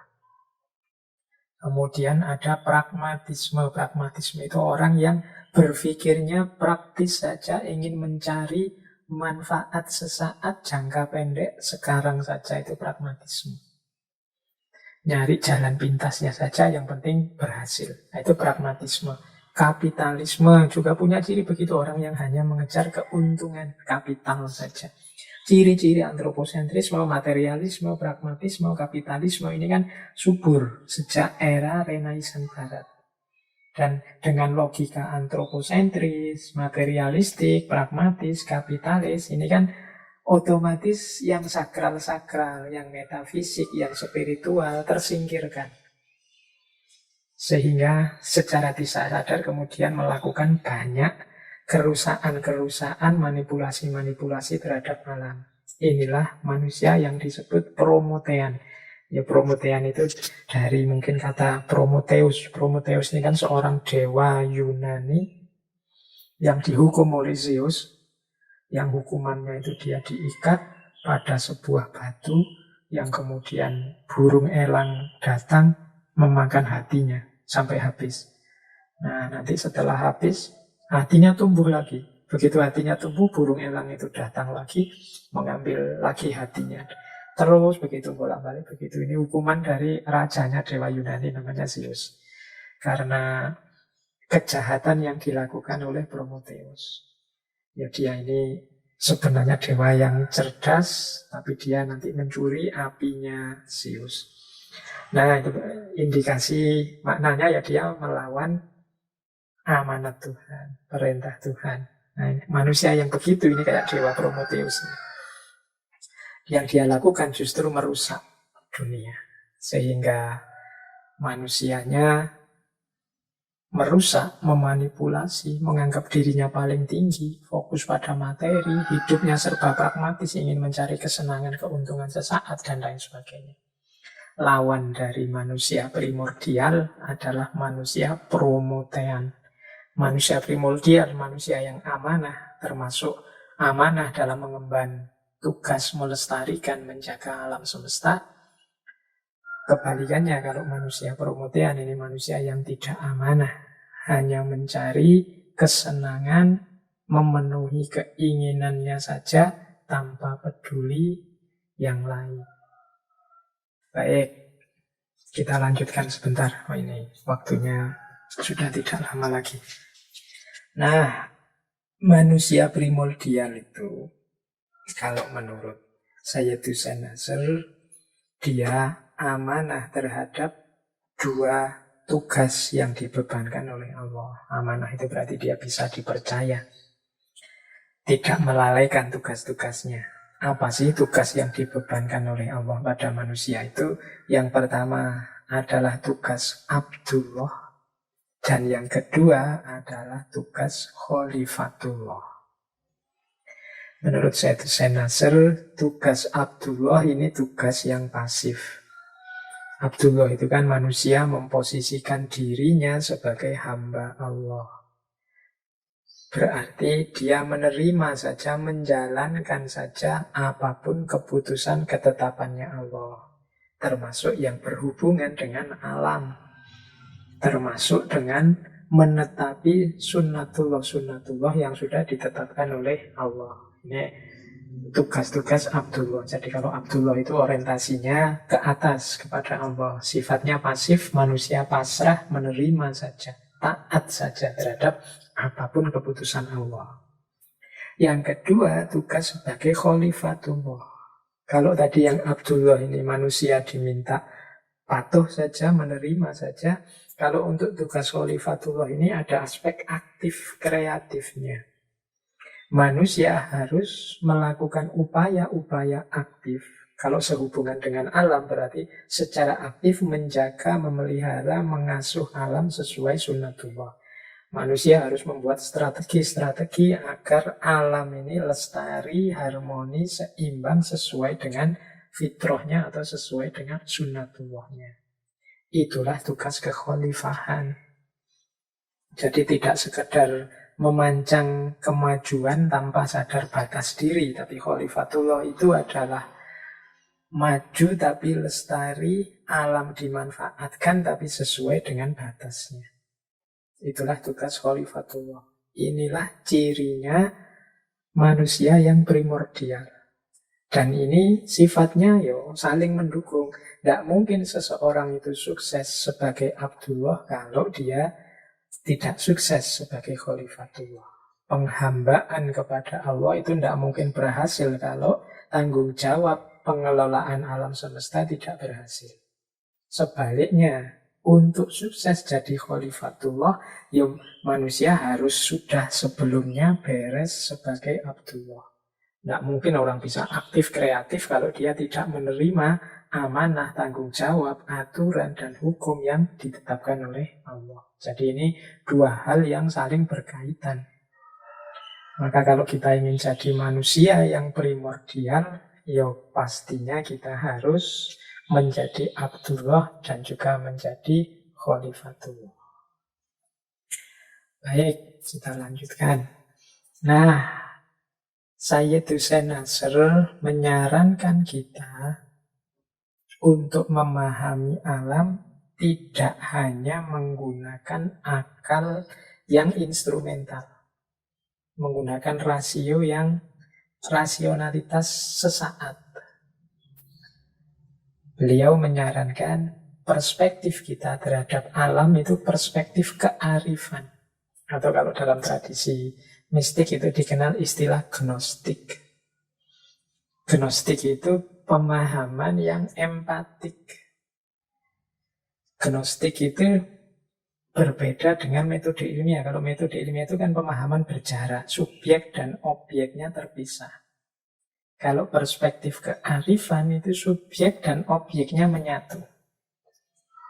Jadi pemahaman gnostik itu kadang orang menyebutnya pemahaman intuitif. Kalau memahami secara gnostik itu kita memahami sesuatu yang sesuatu itu secara sinergis ada bersama kita, kita ada di dalamnya, atau yang kita pahami itu ada dalam diri kita. Makanya sering disebut intuitif. Kalau pakai akal itu kan memahami sesuatu, kita bergerak keluar. Berarti kita tidak termasuk yang dipahami. Kita keluar dari diri kita untuk paham. Tapi perspektif kearifan itu untuk memahami sesuatu kita melihat ke dalam. Melihat ke dalam itu maksudnya melihat diri kita sendiri ini. Mengapa kok melihat diri kita sendiri? Karena kita bagian dari yang sedang kita paham. Kalau kita tarik dalam pemahaman kita terhadap alam, berarti perspektif kearifan atau gnostik itu pertama-tama kita posisikan alam sebagai kesatuan dalam hidup kita, termasuk dengan diri kita. Ini berarti kita ini bagian dari ekosistem lingkungan kita yang ada di dalamnya. Sehingga ketika kita memahami alam, memahami ekosistem hidup kita, itu sebenarnya kita memahami diri kita sendiri.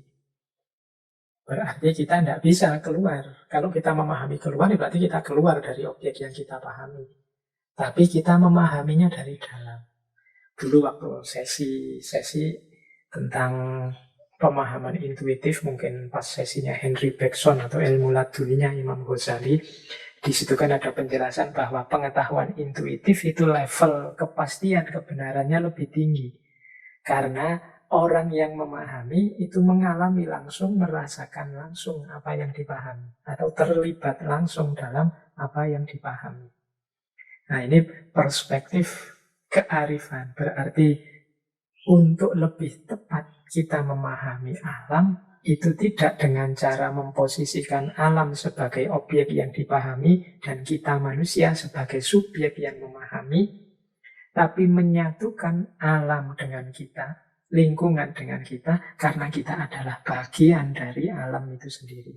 Sehingga membacanya tidak keluar, membacanya ke dalam.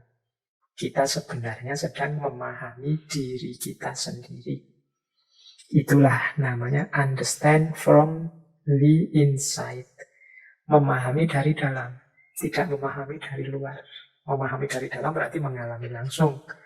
Sevalid-validnya informasi yang kita peroleh dari luar, pastinya kita akan menyebut lebih valid yang diperoleh dari dalam.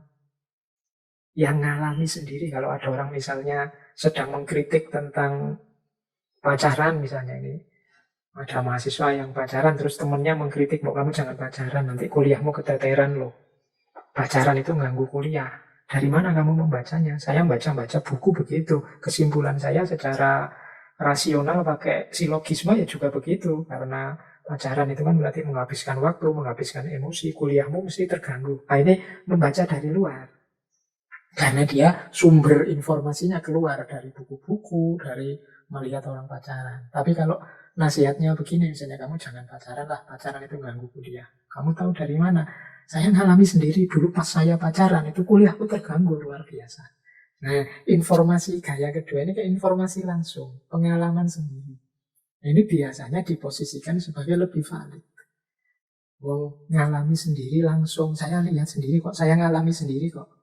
Mungkin bagi yang belum haji kok kemudian cerita rasanya tawaf, belum pernah haji dan umroh kemudian cerita, wah tawaf itu rasanya indah sekali. Karena saya membayangkan kalau saya tawaf, ini ilmunya masih ilmu membayangkan, mungkin dari buku, dari video. Tapi yang sudah pernah haji, pernah tawaf, pernah umroh juga, dia bisa.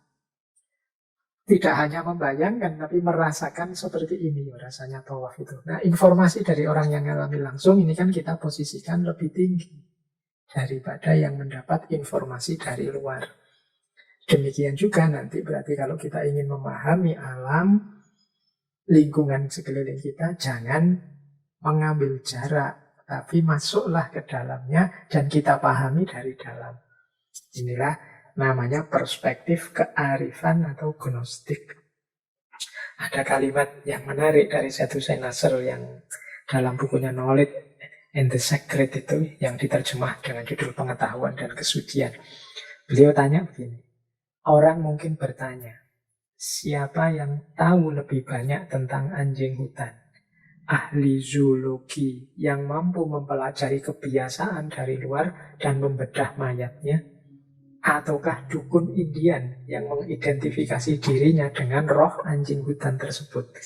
Nah, ini orang-orang Indian itu kan dikenal kemampuannya untuk bersinergi dengan lingkungan sekelilingnya, termasuk dengan binatang-binatang, termasuk dengan anjing hutan. Apalagi yang tokoh-tokohnya itu biasanya bisa menyatu, bahkan melihat matanya anjing hutan saja kadang bisa tahu maksudnya apa, bisa berkomunikasi langsung. Ini kan berarti dia mampu menyatu dengan lingkungan sekelilingnya.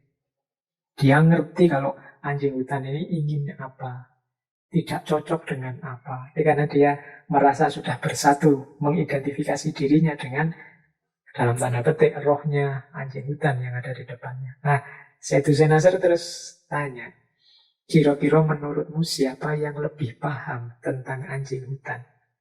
Apakah dukun-dukun yang sangat akrab dan terlibat dengan anjing hutan, seperti dukun-dukun Indian, ataukah ahli tentang binatang, ahli zoologi yang mungkin membawa kamera ke hutan, kemudian membedah mayatnya anjing hutan lewat jalur-jalur eksternal, memahami dari luar, memahami gejala, tidak melihat dari dalam.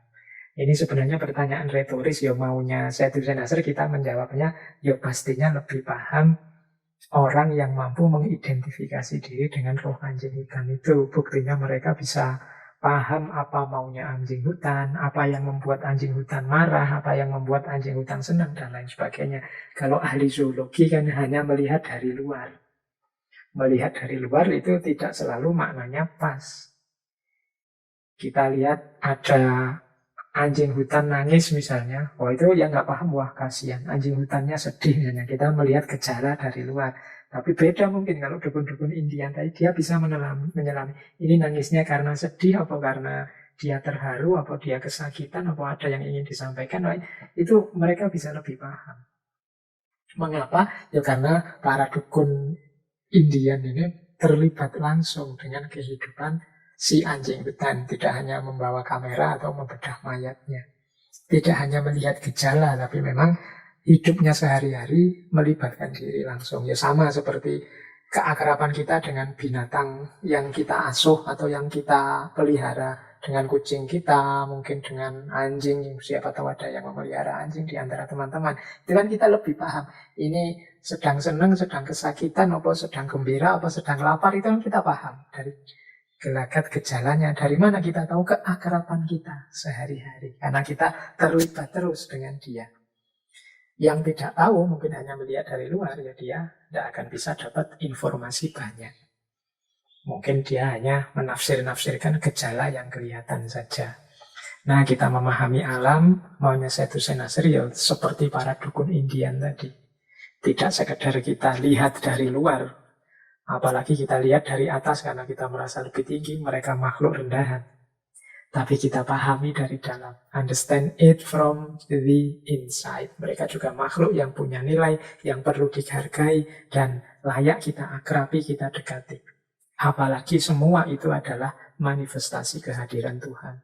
Kalau Tuhan kita sakralkan, berarti alam semesta sekeliling kita juga harusnya kita hormati, tidak kita jajah, tidak kita rendahkan. Baik, kita lanjutkan. Nah, selain itu ada satu level lagi yang ingin disampaikan oleh Sethusena Nasr tentang hubungan kita dengan alam, adalah level hikmah. Kalau bahasa kita yang sering kita pakai ya. Level hikmah itu bagaimana kita masuk ke ranah spiritual dari alam, kemudian mengambil maknanya. Coba kita lihat ya, salah satu kutipan dari tulisan beliau, Man and Nature, The Spiritual Crisis in Modern Man. Kata Nasr begini, tidak boleh dilupakan bahwa bagi manusia non-modern, baik kuno maupun sakral, maupun kontemporer, segala sesuatu di alam semesta memiliki aspek sakral. Kosmos berbicara kepada manusia dan semua fenomenanya mengandung makna. Mereka adalah simbol dari tingkat realitas yang lebih tinggi, yang sekaligus terselubung dan terungkap dalam kosmos. Struktur kosmos itu sendiri mengandung pesan spiritual bagi manusia dan dengan demikian merupakan wahyu yang datang dari sumber yang sama dengan agama itu sendiri. Keduanya adalah manifestasi dari akal universal, logos. Dan kosmos itu sendiri adalah bagian integral dari semesta makna yang seluruhnya, di mana manusia di dalamnya hidup dan mati. Ya maksudnya begini, jadi selain tadi Sethusena Nasr menjelaskan bagaimana kita harus punya relasi yang ideal dengan alam, kita juga bisa mengambil makna aspek hikmah dari lingkungan ekosistem yang ada di sekeliling kita. Karena hakikatnya hadirnya segala di sekeliling kita itu tidak hanya gejala atau fenomena, tapi juga ayat. Ayat itu berarti sesuatu untuk dibaca, dipahami, diambil hikmahnya. Segala yang ada di lingkungan kita itu pelajaran-pelajaran. Nah, mudahnya begitu. Kan di antara moto yang sering saya singgung di ngaji kita ini, ya segala sesuatu itu adalah pelajaran. Segala peristiwa adalah pelajaran, termasuk alam, lingkungan sekeliling kita. Ketika Al-Quran tadi saya sebut ayat afala yang duruna ilal ibili kaifa khuliqat wa ila sama'i kaifa rufi'at dan seterusnya. Apakah engkau tidak melihat bagaimana unta diciptakan, bagaimana langit ditinggikan dan lain sebagainya. Itu sebenarnya kan maunya Allah, bahwa manusia itu belajar dari situ. Bahwa manusia itu mengambil hikmah dari situ. Ada macam-macam pelajaran, ada macam-macam hikmah yang bisa kita ambil dari alam. Itulah sisi spiritualnya alam. Misalnya, kita kadang-kadang dalam ngaji ini menggunakan ilustrasi, misalnya bumi. Bumi dengan segala kandungan keutamaan, keistimewaannya perlu kita hormati. Dari bumi kita bisa belajar bagaimana misalnya menjadi pribadi yang kokoh. Diinjak-injak, dijajah manusia yang angkara murka, tetap dia memberikan pertumbuhan, memberikan jaminan kesegaran lewat air yang di dalamnya pada manusia. Oh, itu dari situ kemudian kita belajar, oh berarti dari bumi saya harus belajar jadi pribadi yang kokoh. Apapun yang diberikan pada saya, baik itu yang sifatnya zalim ataukah yang sifatnya baik, apapun yang terjadi tetap aku akan memberikan yang baik dan kemanfaatan untuk yang lain. Pelajaran ini saya peroleh dari bumi.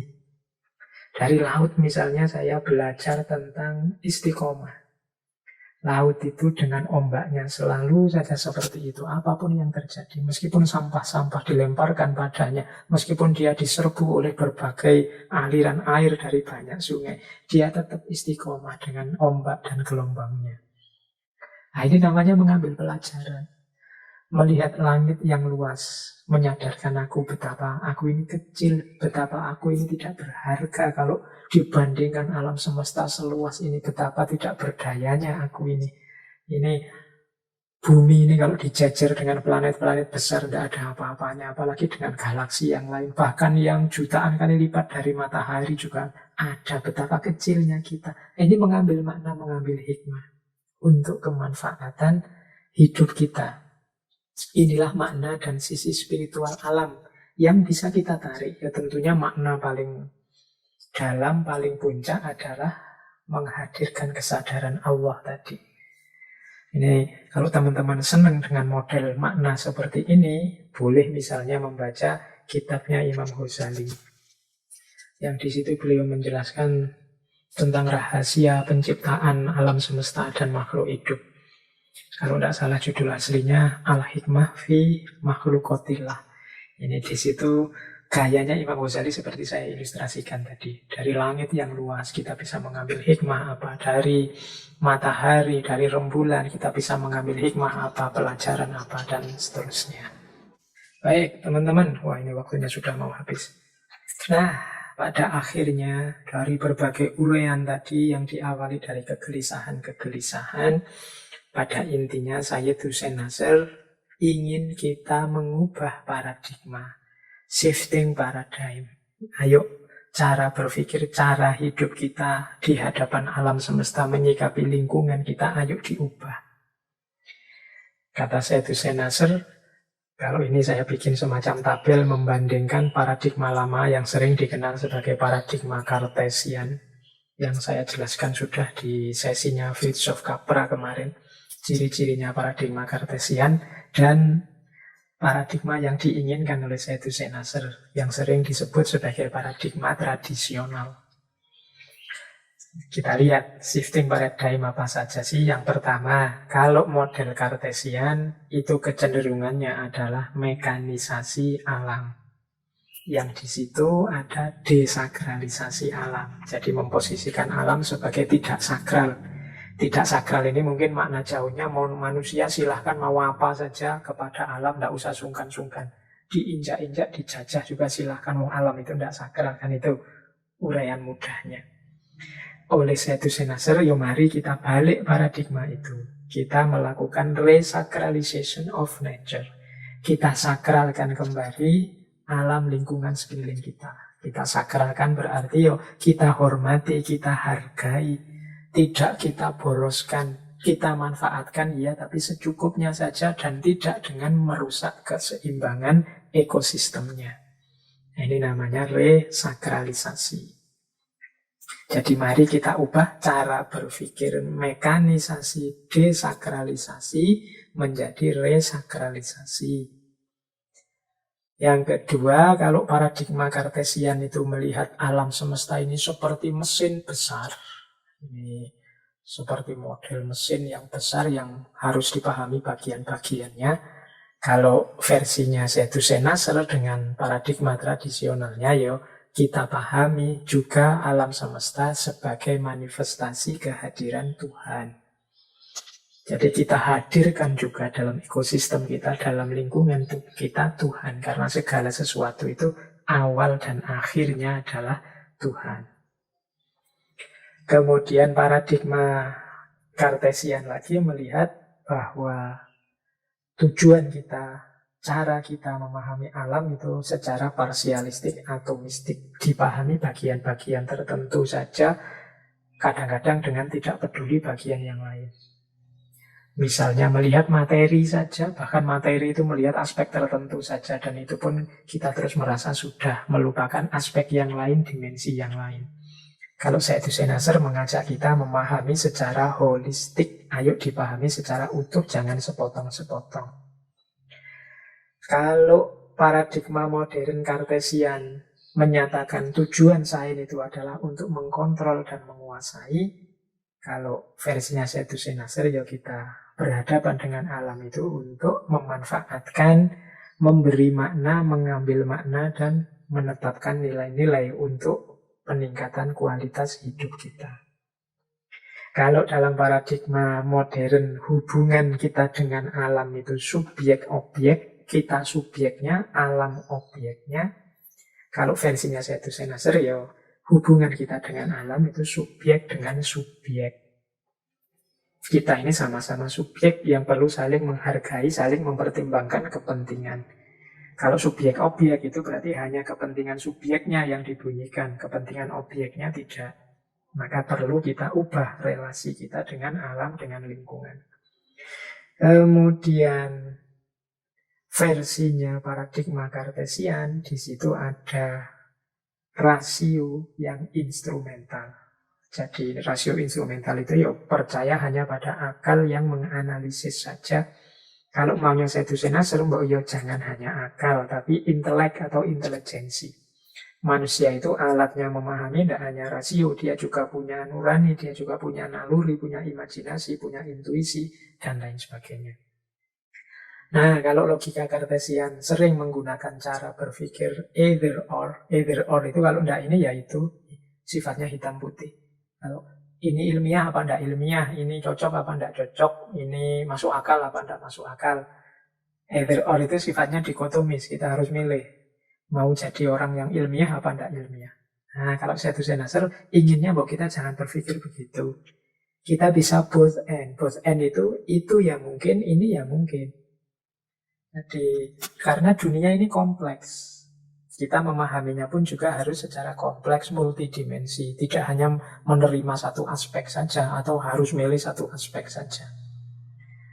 Dan versi Kartesian modern sering memposisikan ilmu itu sebagai value free, bebas nilai. Kalau Sethusel Nasr, enggak lah. Kita harus tetap punya nilai-nilai yang ditegakkan, yang diperjuangkan. Tidak hanya sains for sains, tapi sains untuk kemanfaatan, untuk kemaslahatan manusia. Inilah shifting paradigm, perubahan paradigma yang diinginkan oleh Sethusel Nasr. Terakhir, teman-teman, waktunya sudah habis kelihatannya. Terakhir ini saya sampaikan. Ini pesannya Sethusel Nasr. Kata Sethusel Nasr, ada dua agenda yang penting dilakukan oleh umat Islam. Khususnya para intelektual seperti teman-teman yang malam hari ini ikut ngaji filsafat. Yang pertama adalah merumuskan nilai-nilai kearifan perennial Islam mengenai tatanan alam. Seperti konsep tentang alam, hubungan alam dengan manusia, kemudian telaah kritis terhadap ilmu pengetahuan modern, dan signifikasi ilmu pengetahuan Islam tradisional yang tidak hanya dilihat sebagai bagian dari pengetahuan barat, tetapi merupakan bagian integral dari tradisi intelektual Islam. Jadi yang pertama, mari kita seriusi lagi untuk untuk menggali kearifan-kearifan Islam tentang alam. Paling tidak tentang 3 hal, katanya Said Hussein Nasr. Yang pertama, konsepnya Islam tentang alam. Yang kedua, hubungan alam dengan manusia. Yang ketiga, telaah kritis terhadap paradigma sains modern barat, yang di situ banyak kelemahan-kelemahan ekologisnya.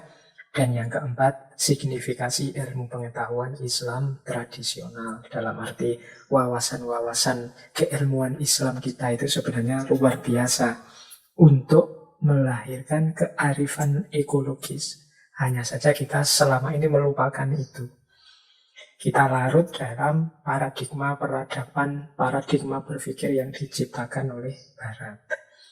Kemudian yang kedua, mari kita juga memperluas pemahaman tentang ajaran syariah dalam hal perlakuan etis terhadap lingkungan. Jadi sebenarnya ada sudah banyak ajaran-ajaran syariat tentang lingkungan. Teman-teman boleh membaca buku-buku misalnya tentang fiqhul bi'ah, fikih lingkungan. Sudah banyak buku yang menulis itu, bahkan dalam bahasa Indonesia juga banyak fikih lingkungan. Dan kata Said Hussein Nasr, mari kita pahami ini, kemudian kita aplikasikan sesuai dengan prinsip-prinsip syariah itu. Misalnya prinsip pelestarian, pemeliharaan alam, prinsip untuk mencintai dan bersahabat dengan semua makhluknya Allah, termasuk binatang dan tumbuh-tumbuhan. Jadi 2 tugas yang harus kita jalankan. Yang pertama, tugas menghidupkan lagi kearifan-kearifan religius, kearifan perennial Islam sehubungan dengan alam. Dan yang kedua, kita perdalam wawasan kita tentang cara etis memperlakukan alam. Atau kalau dalam ilmu fikih namanya fiqhul bi'ah, fikih lingkungan. Ini saja, kata Said Hussein Nasr, nanti sudah mampu untuk menjadi bekal kita berlaku lebih baik, lebih bermoral kepada alam. Karena mengapa kok sekarang banyak problem-problem peradaban, problem alam yang dihadapi oleh manusia hari ini? Kemungkinan besar cara berpikir, paradigma keilmuannya, dan filosofi hidupnya yang perlu diperbaiki.